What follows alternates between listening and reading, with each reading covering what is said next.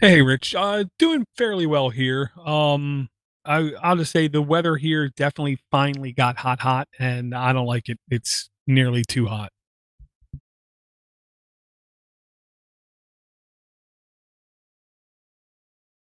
Yeah, and I mean, I'm not going to claim anything special about this area of the U.S. It's just another area of the U.S. I just don't like the hu humidity that comes along with the heat here. It's typically like you feel disgusting.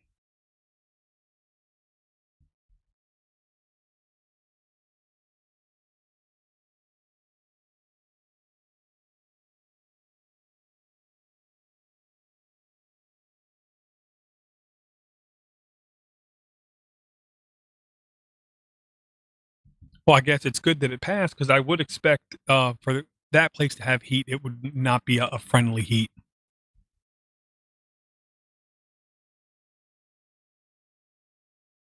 Well, that helps.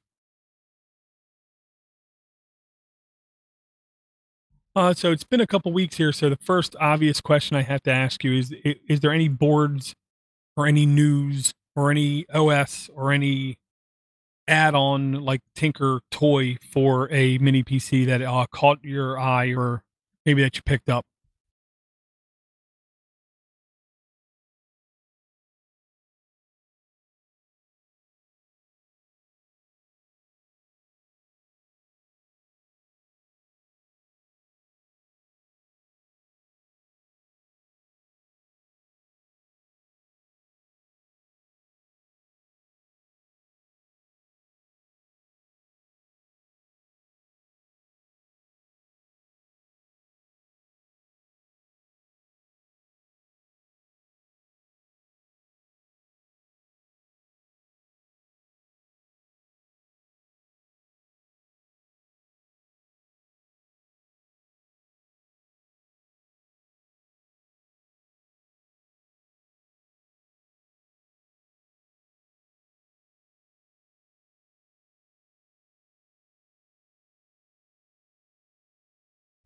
So the difference is, correct me if I'm wrong, I'm trying to remember, there was actually 4 SKUs you could pick from, if I'm not mistaken. Um, 2 of the SKUs have an open case format, and then 2 of the SKUs had more of the same sizes as the first, just a more full case, maybe?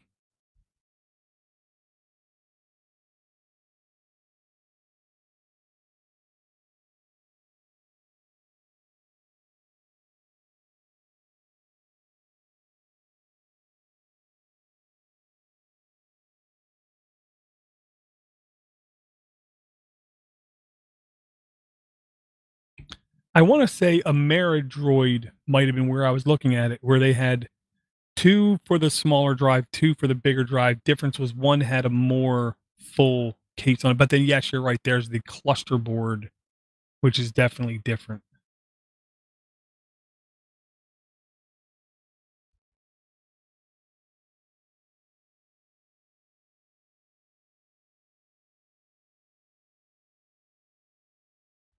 Gotcha. So, really quick to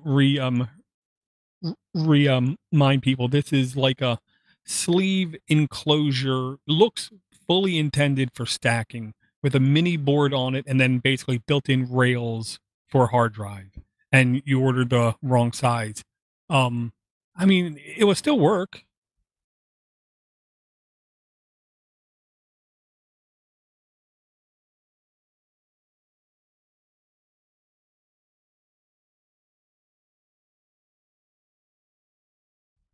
Gotcha. Yeah, and I mean, the adapter, the the adapter though is different. Correct me if I'm wrong. I'm trying to remember. I would think the small one would have the little single connector.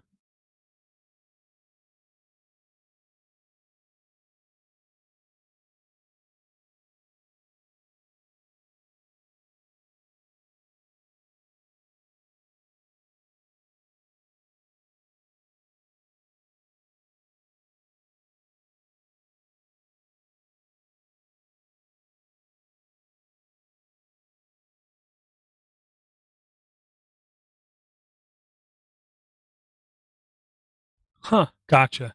Yeah, in hindsight, whenever I pull out a laptop drive, there's always that piece that is like a, widget to change the teeth from the hard drive to the standard format, but every time I pull it out, that's what I always see first.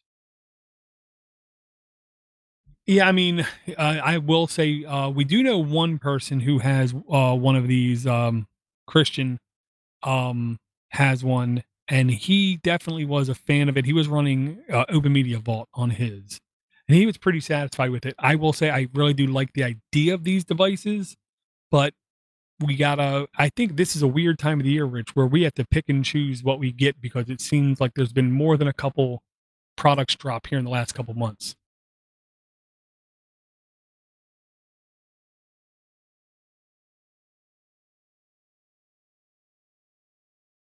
It should be the last link of the notes. The Nano PC T4.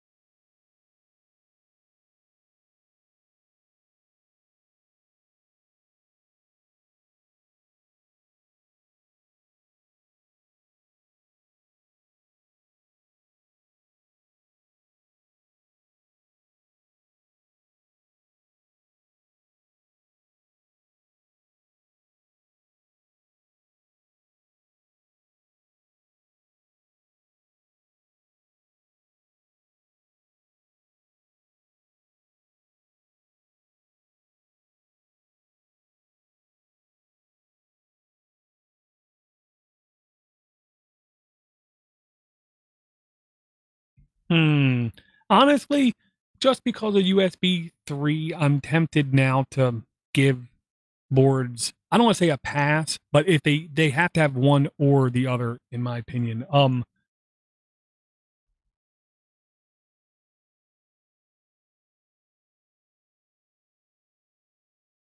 Yeah, the Type C definitely, hopefully, will makes it more future compliant.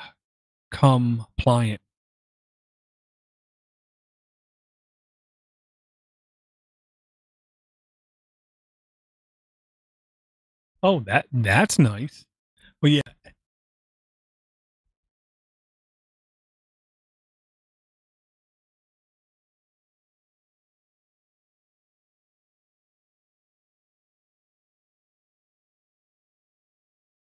gotcha. The two things that caught my eye was, well, I think we're forgetting the elephant in the room. This has the Rock Chip RK3399, which is what is coming in the Chromebook. Yet again, I'm going to say it is coming in one of the most recent Samsung Chromebooks, and they expect it to be a pretty good device. Not superstar pixel like device, but a great processing device for the price.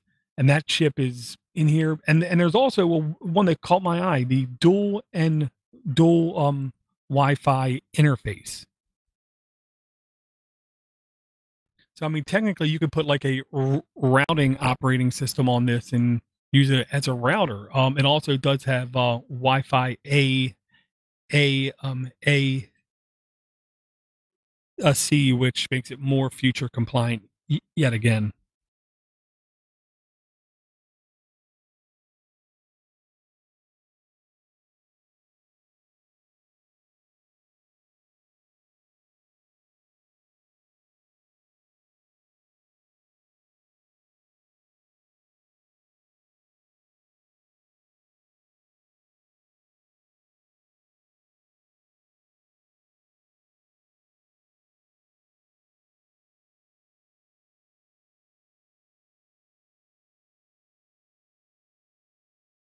oh yeah, absolutely agree wholeheartedly. And I'll say one of the things that I think is going to make this type of board only more desirable as time goes on, like the normal nano device price might drop at a set time frame. I think this would drop much slower, because the RK3399 chip is technically in the Linux kernel, because it's a Chrome. Whenever you see anything that is a Chrome device, it all of its code is basically in the actual Linux kernel. If that's the case, that means this board should have a great jumping off point for compatibility with other Linux distributions, especially Debian even more. The only question becomes the graphical chip. How supported is that? Um, if that is decent, modest, then it could be something special.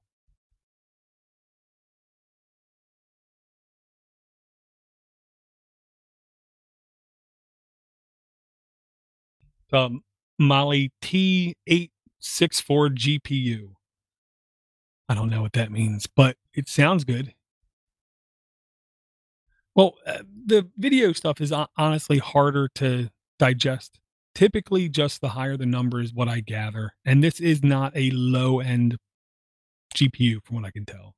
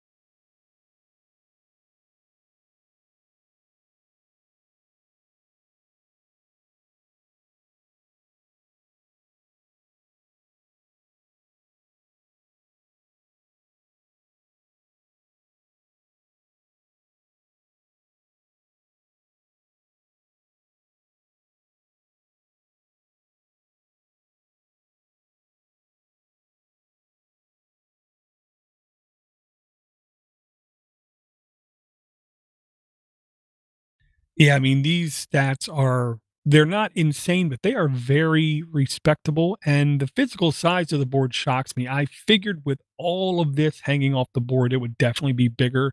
Um, on the main page at, friendlyarm.com, they have a picture comparing it to a Raspberry Pi, and it's not much bigger.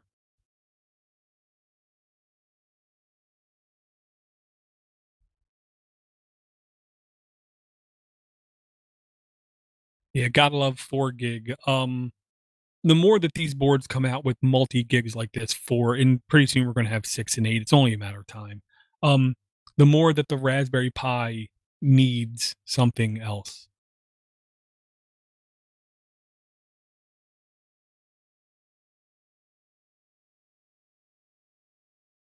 Well, I mean, you know that their sales aren't hurting, and they if they claim they want to be as respectable to the third world as possible, they should make very informed decisions on how it's going to affect social economics kind of thing. I don't envy the position they're in as an organization. Um, as a consumer, though, I am just reaping the rewards of everything that they kind of started.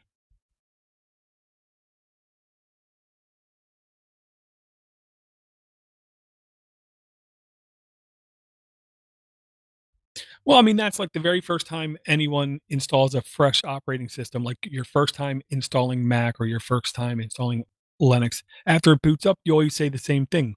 What now? So, I mean, what could you spin up on it is my question.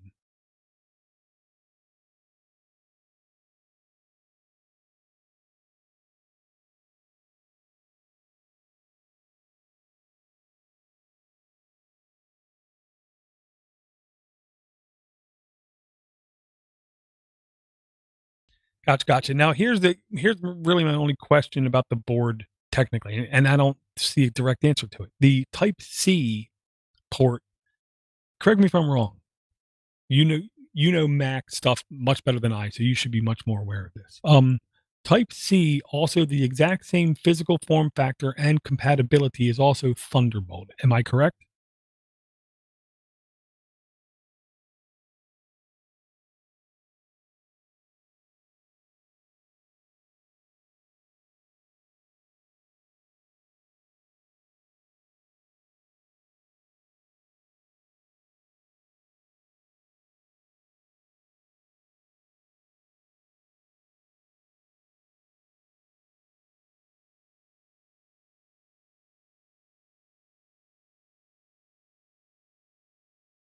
Gotcha. The only reason I say is because I believe the kind that I know are in some laptops, I thought they said Thunderbolt, whatever. There's that one kind that has much greater transfer speeds is what which, these devices, especially more as every second passes in our known universe, we are going to need more bandwidth in everything that we do, and especially on these kinds of devices that can serve as functional house hub systems like streaming video. Our video needs are only going to go up, and every time the resolution inches up, the bandwidth, gets much bigger. So I always look for high bandwidth solutions like USB 3. I know is for right now fine, but when I see Type C, I think you could really do some stuff.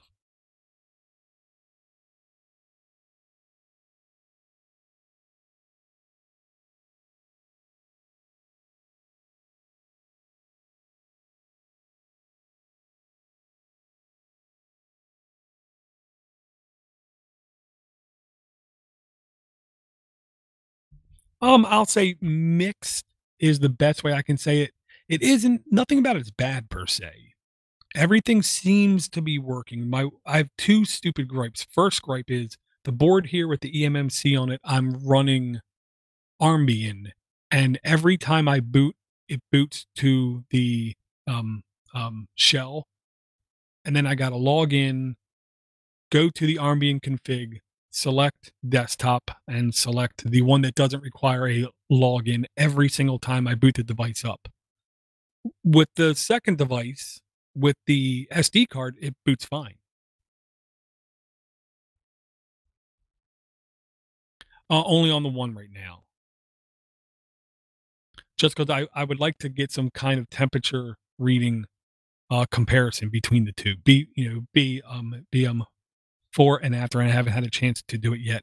I will say on the one with the SD card, I am seeing it looks literally like the chip discolored a little bit, and I will say when I open up something heavy, it's very obvious it's something heavy and can freeze the computer to where it looks like it's not moving for 30 seconds, maybe a minute and a half at worst, and then it clicks and everything starts working again, but at very slow speed.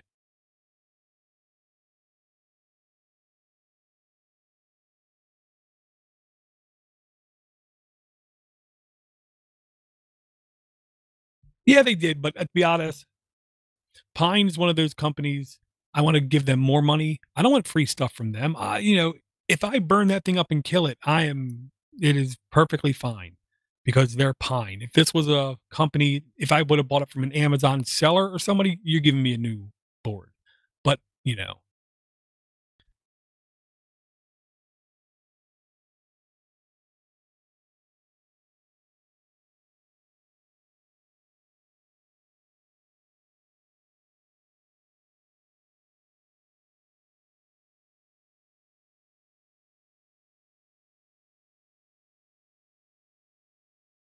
well, I mean, if you just say strictly mini computer, the one I like the most right now is the Zotac Z-Box computer that's running right here. Just because it's portable and fully crazy functional because it's an x86 processor. Not, but if I say not x86, I still got to say the Rock 64 is the highest performing, but the o-droid XU4 is still the go-to guy. Like if I'm, bottom of the ninth, I'm down by a run, three guys on base, I'm pulling out the o-droid XU4.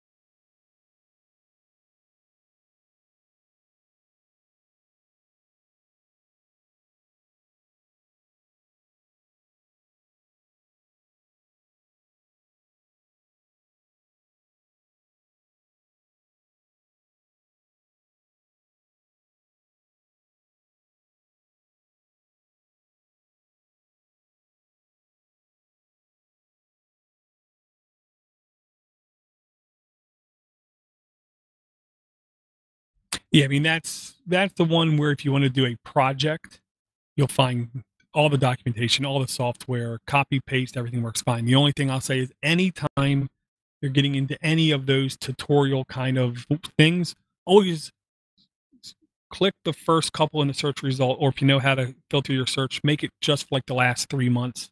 The more recent, the better. And if you can get something less than 3 months old, 99% of the time it works like butter, just perfect.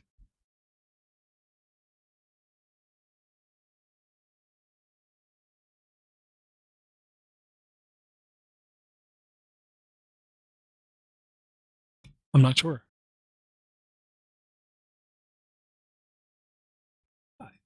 I remember Node Red, but not anything else.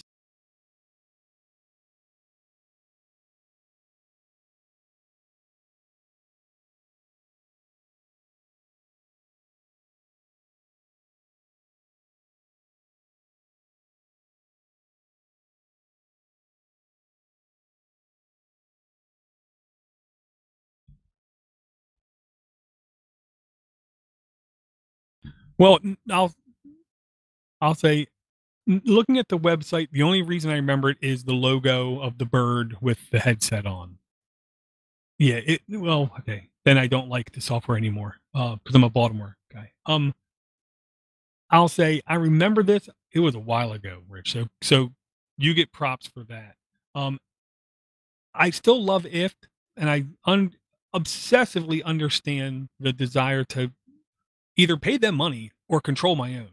You know, if I don't have root on it, somebody else does, including these kinds of service oriented things. Um, with Node Red, I was running it on the Nano Pi Neo micro thingy thing, and it ran okay. I had a problem. I don't know if it was an OS problem or the version of Node Red problem or whatever. I could not get SQLite to register properly in the interface because the goal was I wanted to monitor connections, log results, and then send results on a periodic basis, not instantaneous. You know what I mean? I don't want instantaneous stuff. This is just report type thing, not notification type thing. And I could not get the damn database connected right. So if this one has an easier to connect database, then I would go for this one.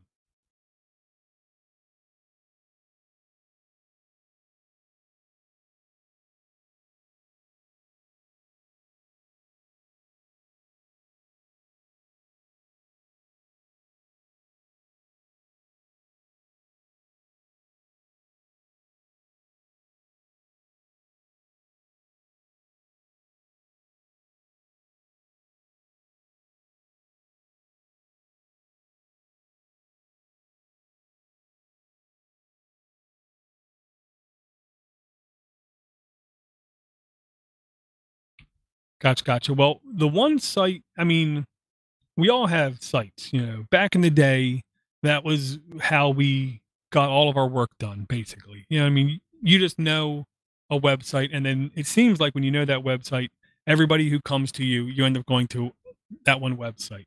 Well, mine right now, for the last couple of weeks, at least at work, has been all um alternative to. So I just go there, type in Hugin, I don't know, type that in. There are ways you can filter the results to say only show me X or Y kind of thing, all platforms, any license. So if we change it to, probably could change it to Linux, but there is no Linux. Okay. But you can change the license at least. And you can see, show me everything free that's like this software. Zapier is the one that I know businesses use. Oh, Microsoft Flow's in the list. That's good news. Yeah, so this might be a good jumping off point. The bad thing about this site is you keep scrolling down and it keeps going, and then you keep scrolling down, and then you see a button that says, um, you need to show more. It just keeps going, keeps going, keeps going. So, I mean, I hate to say it, but it's like anything else. When somebody says you know, what's better, Roku or Android TV? No, no, no, no, no, no, no. With any question, that asks gets asked, it should be responded to with maybe 20 questions. Maybe, that's why we got the term 20 questions. So there's never going to be one solution that fits any need. But if you want to do a home automation, home trigger event reaction system, I guarantee there's one out there that's going to more meet your needs than another. I will say if I can get Hugin, whatever, installed on that Nano Pi Neo, I'll give that one a shot on there, see how that goes.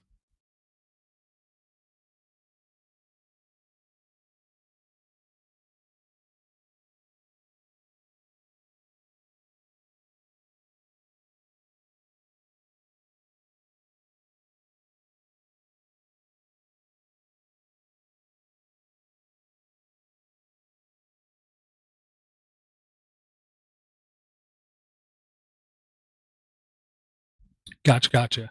Um, I keep saying I want to do these kinds of things. I have not made the plunge yet, Rich. Partially because everything in life is a trade-off. Con convenience versus security, and security typically means work. So I'm trying to measure what task I take upon myself because the gimmick is if I install Hugin and I like it, then I have to be its administrator for life and look for updates and everything else. So I at least want to install it and play with it, but I don't know if even if it does completely fill my needs, I don't know if I'm going to be able to jump on board. Now, maybe if I had a like Docker cluster, maybe.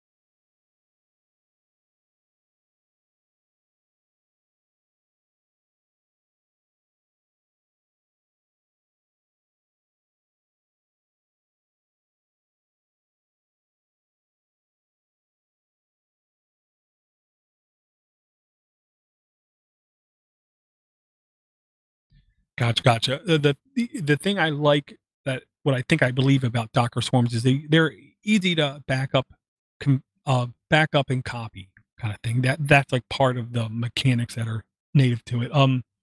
The examples for Hugin, I will say, are good in the sense of you can track flights, which I know you're a flight guy, but also you can do the location thing, like you said. But even a um um like temperature type thing. So this can get readings from sensors locally, not just tweets or something.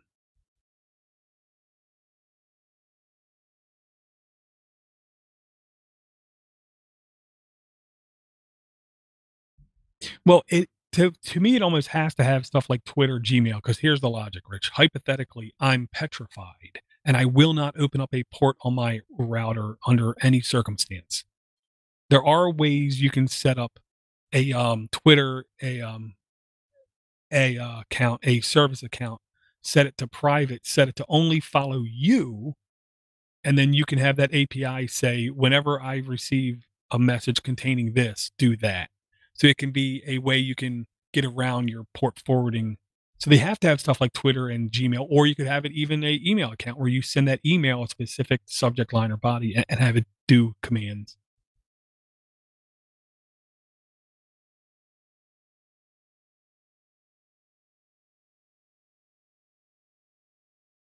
Yeah, I saw the video. What was the make model again?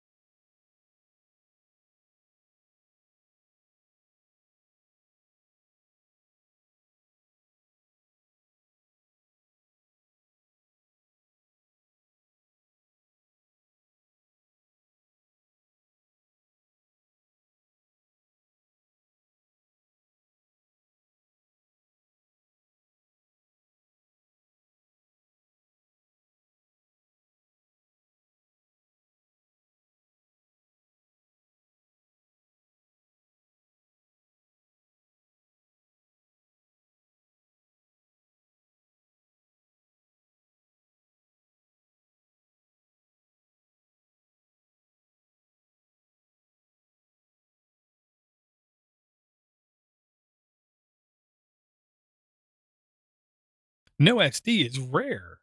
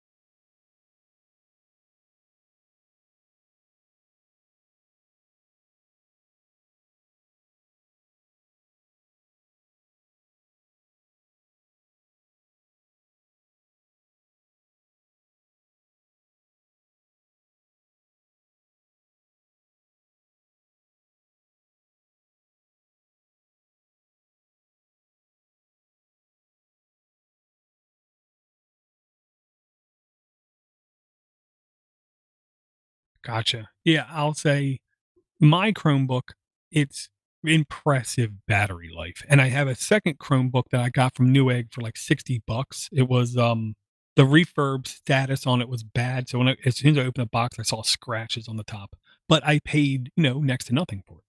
The power connector and the headphone jack are indistinguishable. I often push the plug into the headphone jack, and it fits snug nice, and then I notice it ain't charging.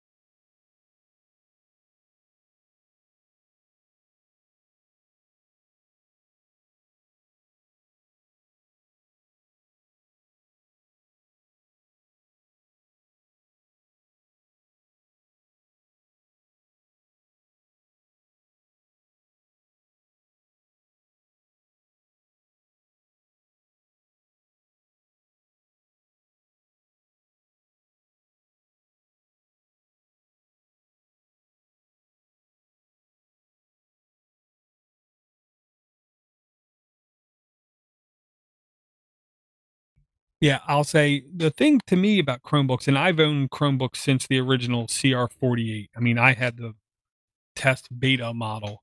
I just signed up to Google. They just sent me one for free.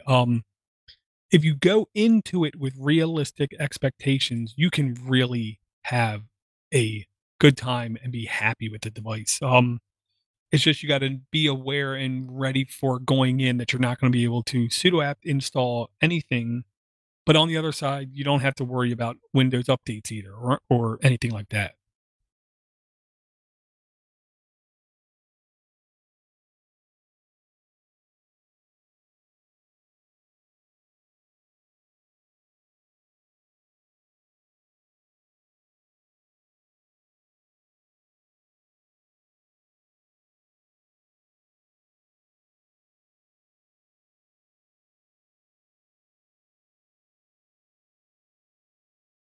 Yeah, I mean, yeah, the bad thing about Android is it's Android, and it has to be written for it. The good thing is typically if you can get Android, it typically can run good. How much RAM did that Pinebook have again? I keep thinking 2, because if it's 1 gig, if there is an Android, it's going to be a horrible, miserable experience. If it's 2 gig, you have much better chance of it being at least acceptable.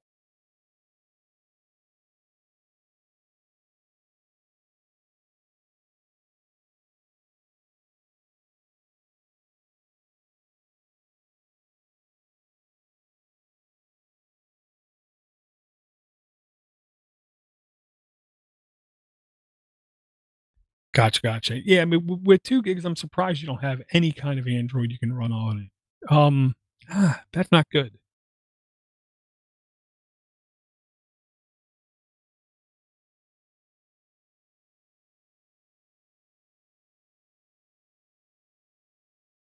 Gotcha, gotcha.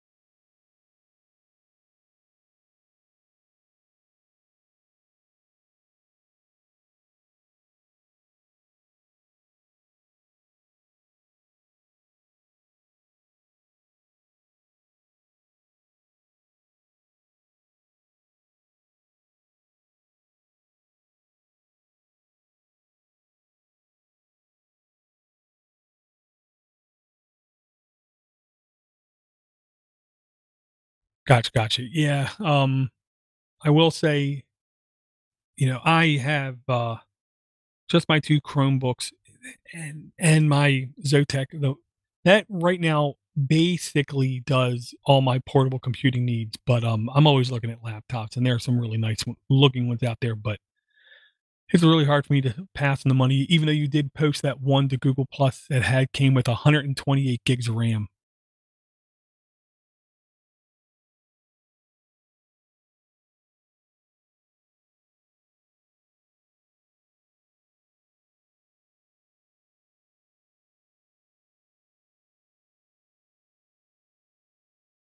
Gotcha, gotcha.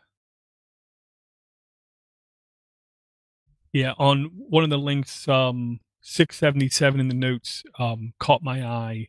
It's, people speculating on when you're going to be able to buy a, like, actual ARM laptop that's running Linux more natively. It was, Phoronix.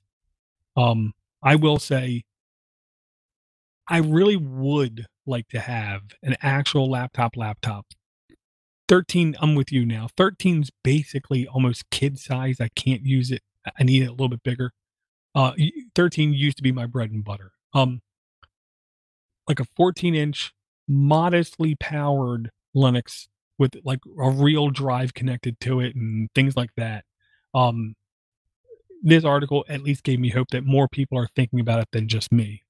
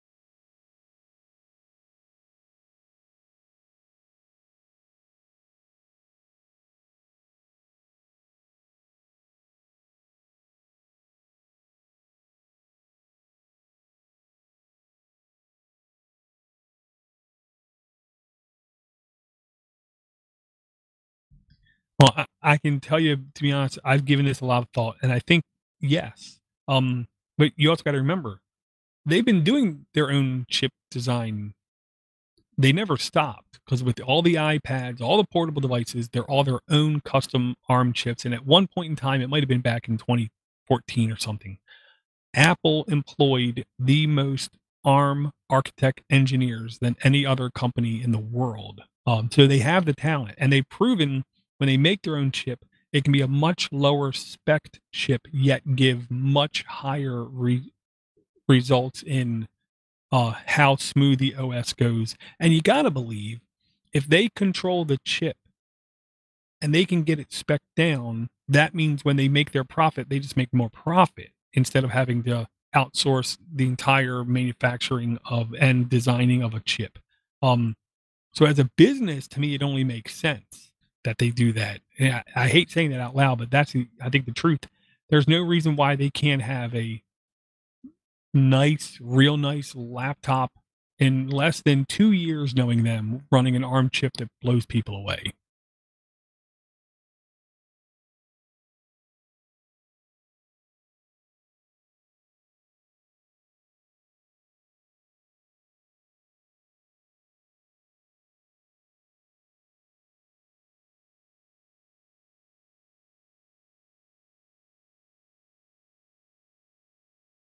Yeah, I mean, I think with technology, they can I don't wanna say they can try that all they want. Somebody will be willing to try to reverse engineer some kind of emulation at least, but then to run that layer on top of x86, I'm sure you're gonna get big performance hits.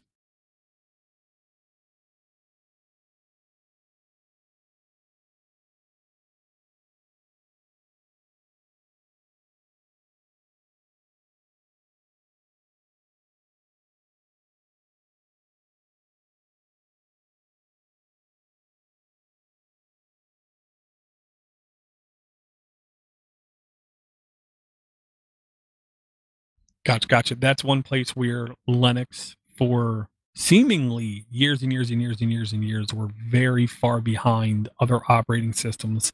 They're better now. I'm not going to be one to say that they're on par, but there are plenty of video tools on Linux that are pretty competent. The question is, do you want to take the time to learn their workflow?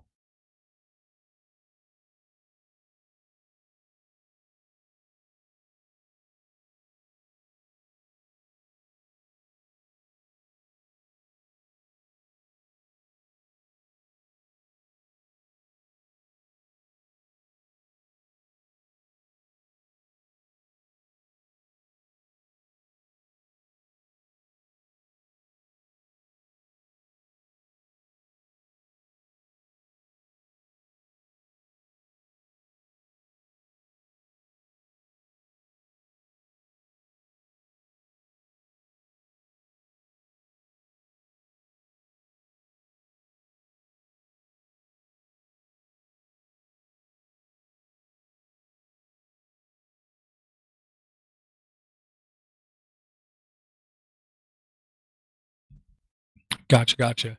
Yeah, I think I'm gonna be stable here for at least a little while. I mean, I'm not even updated yet to Ubuntu 18.04 on any of my devices on any of my devices, because to me, it hasn't been out long enough, and there's realistically no reason on my main rigs to go off of 16.04 for, I wanna say, another 2 years. It's still supported with, security updates.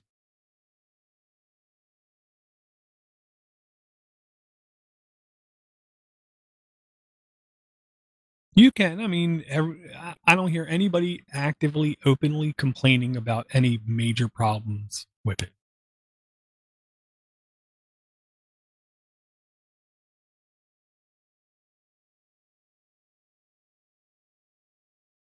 Gotcha. Yeah. I mean, I'm tempted to throw it in a VM, but right now I'm just fine. No rush. Part of the reason is I realistically don't like running GNOME, KDE, XFCE, or any of the other Ubuntu derivatives as my major desktop kind of thing. So when I upgrade, I don't see 99% of the things that people see when they upgrade.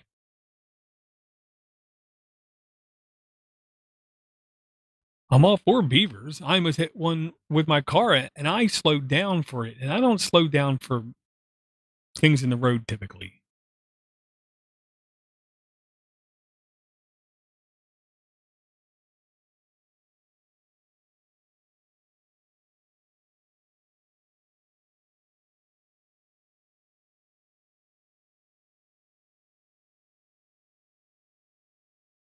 Maybe they were from Detroit.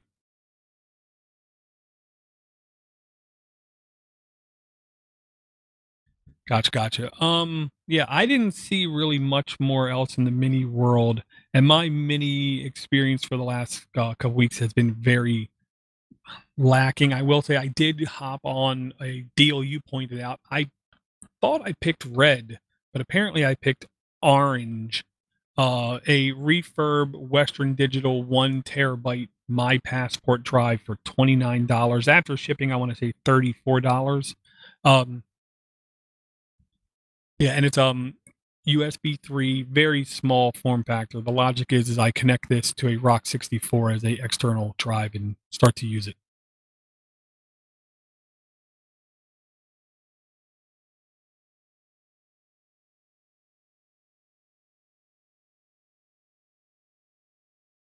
Gotcha. Yeah, so I want to turn one of the Rock 64s into, I don't want to say a NAS, but something.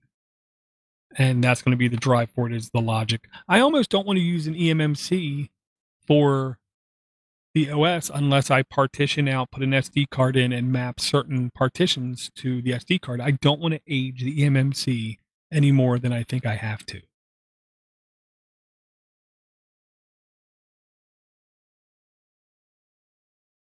Yeah, I mean that's one of the things. The boot speed for the Rock 64, whether it's eMMC or SD card, is silly how fast it is. I firmly appreciate it. It hasn't turned off on me. It hasn't rebooted on me. When I say reboot, I'm shocked at how quickly the desktop comes back up.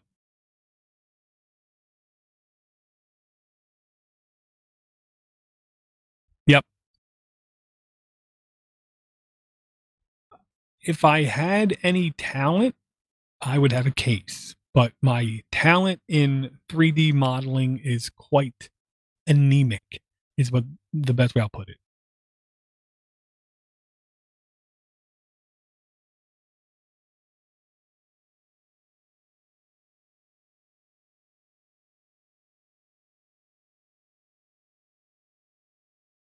Yeah, I always have it sitting on a electrostatic bag that I keep it in. When I pull it out, I just fold the bag and I set it on top of the bag.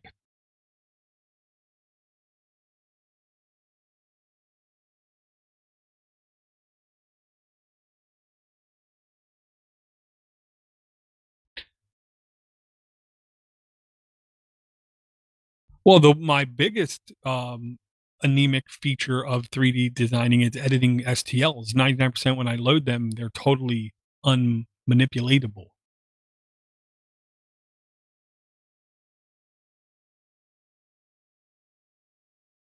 Gotcha.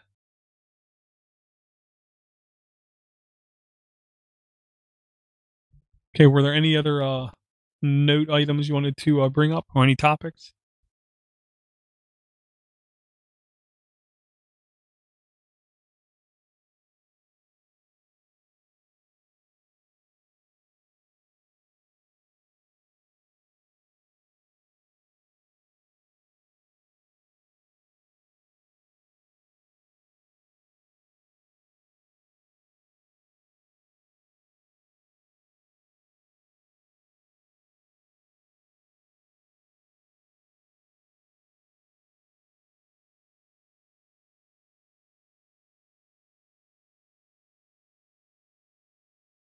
Very cool. I have to wonder what OS are they running on it? Scientific? I don't even know what the hell. I mean, Debian is the only thing I can think of, unless some custom stuff. Yeah, because I mean, technically, like the supercomputers that exist now don't even run one operating system. They typically run multiples. Depends on they're what in what part of the supercomputing stack that they're running. Um, Sometimes BSD backend with Linux front end, blah blah blah. But I really wish that they would share some information about what they're doing with it post delivery.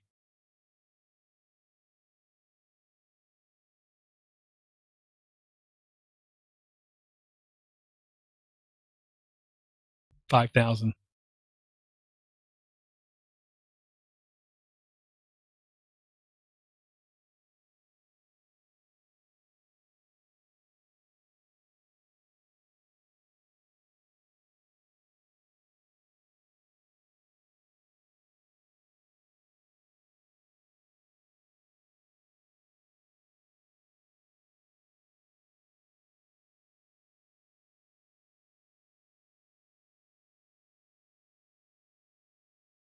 I would really like to see the, coolant system they have connected to that.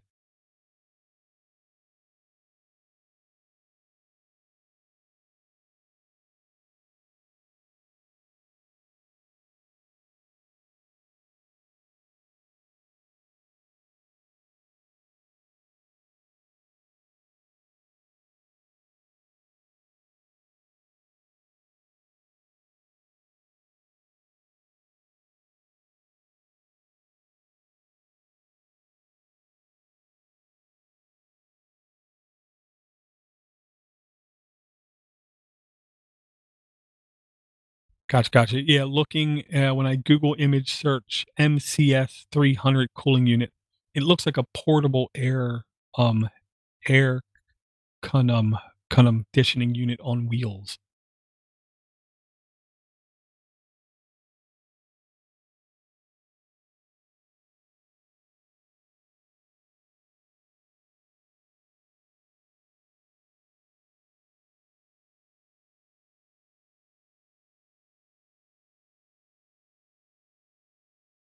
Yeah, and it's really upsetting my OCD that there's different heights seemingly random through it. Yeah. Um, I will say, at least one major chip manufacturer backed out in the last 6 months of ARM server development. And it definitely caused a little waves in the ARM server market, but seeing this kind of thing hopefully can give it some more energy. I firmly believe ARM powered server farms economically just make sense.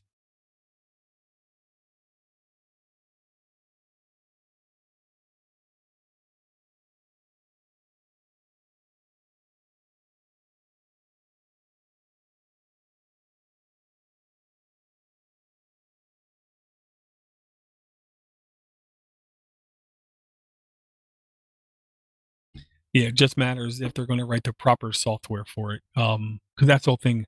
Running that many cores across distributed systems, I can only imagine the software stack sitting on top of that thing.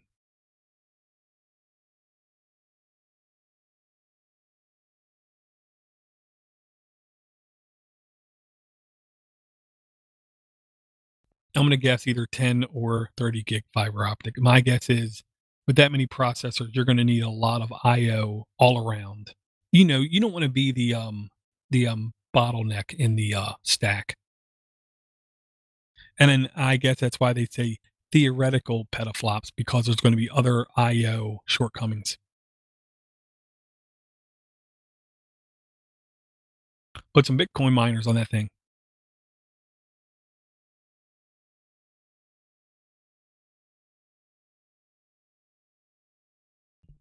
Very cool, very cool. I definitely like the idea of, ARM-based servers, and this kinda thing hopefully helps. There really wasn't much more I saw in the notes that really got my attention. I mean, we have a bunch of links, but not a lot of, coolness, I think.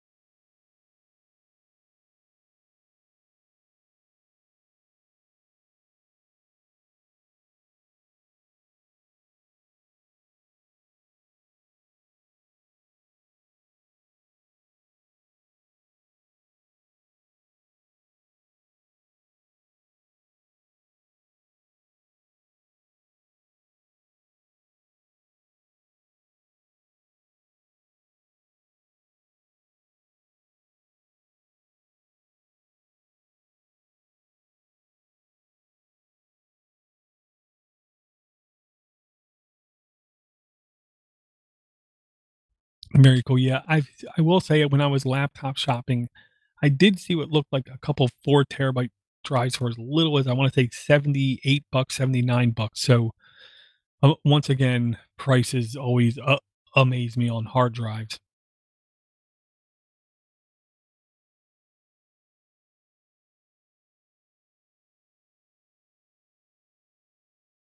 Very cool, Rich. If people want to, catch up with you, what's the easiest way?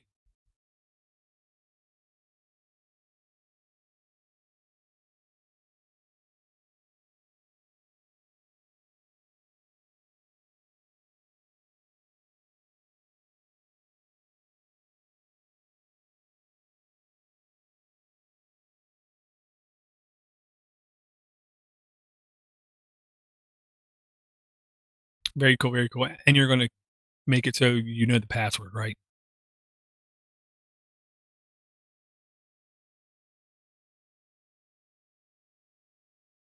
Gotcha, gotcha.